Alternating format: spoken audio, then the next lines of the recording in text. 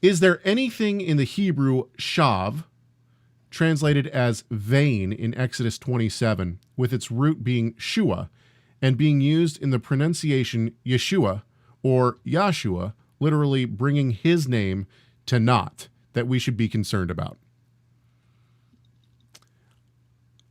The answer for me is absolutely not. Just because a word sounds like, and you're the Hebrew teacher and the Greek exegete, so I'll have you answer this in more depth. Let me just give a couple of my ideas, and then Okay. you can take it from there. First of all, just because a word sounds the same or has the same sound in it, this is not. It doesn't mean that they're connected. This is a ridiculous way to think about language. It doesn't work in English. It doesn't work in. It certainly doesn't work in Greek, and it doesn't work in Hebrew either. Just because something sounds the same, and when I emailed this person back, the response that the example that I gave was, when we say mom, we don't think that it's bad because the word om is a part of mom, right? Right. Om is a sacred sound in the Hindu language and used in worship.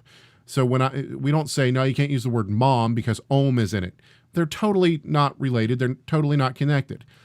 Just because you have a sound doesn't mean. And, to be honest with you, I don't know who's teaching this, but whoever is, it surprises me that people fall into this idea. It seems like a discernment issue to me. Language has never worked like this, has it? Has language ever worked like this?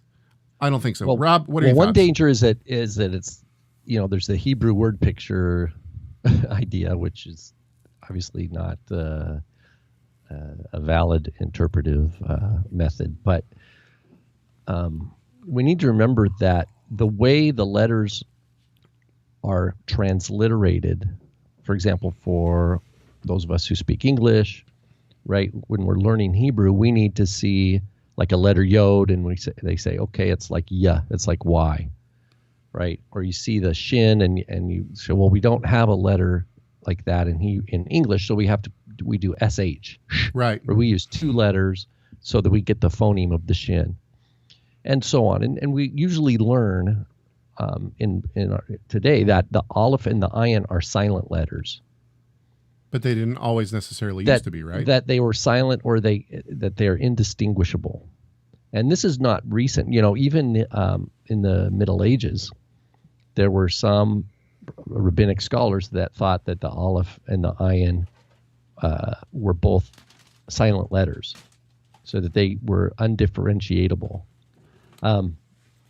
But we know now that this is not true, because we are aware of larger dialects of Hebrew, specifically Hebrew from like Yemenite, what we call Mizrahi. So Hebrew speakers that whose communities were under areas where Muslims were in charge. So the Arabic was the larger language, and then you have communities of Jews speaking Hebrew underneath this larger umbrella of Arabic speakers.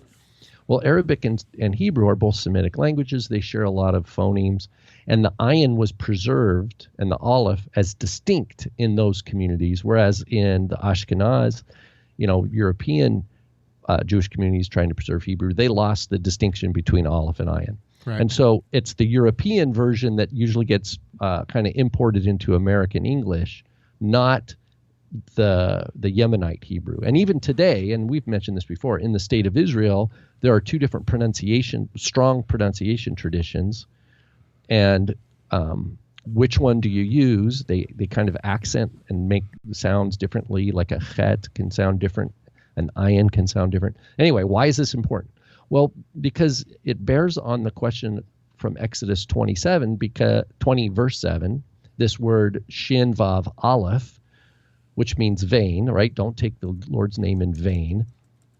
And imagines that because the aleph is silent, that somehow it's inconsequential, and that the ayin of the word, like for salvation, Yeshua, or the names, Yehoshua, how many other names do we, Hosea, right? That all are built on the shin vav ayin root.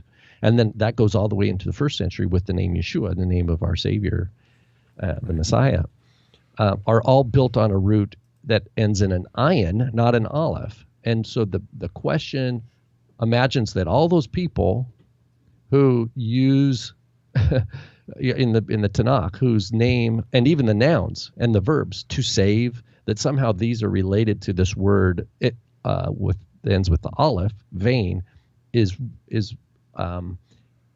there's absolutely no valid connection between those. It's based on a short-sighted conception and conclusions about the Hebrew language that really, if what's scary about this question, not that this person is promoting this idea, but if someone is allowed to take that and run with it, there's all sorts of damage that they could do. Right. That is, we need to really, really be guarding against. Don't miss any clips from Messiah Matters by clicking the subscribe button. Also, give this video a thumbs up and share it so other people can see it too.